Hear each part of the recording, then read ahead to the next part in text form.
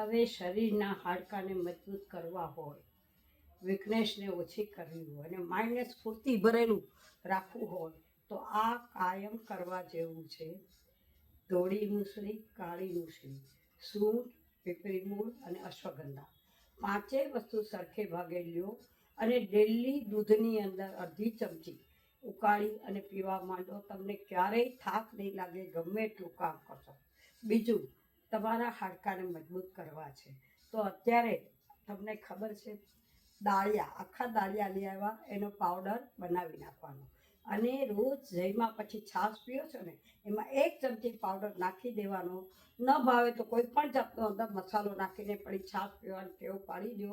તમને ખબર છે, આ શિખરજી ઉપર આપણને 80 કિલોના વજનો ઉપાડીને જે મજૂરો ચડે છે ને, જાત્રા કરે છે, એ લોકો ખાલી સત્તું જ ખાય છે અને આને સત્તુ કહેવામાં આવે છે.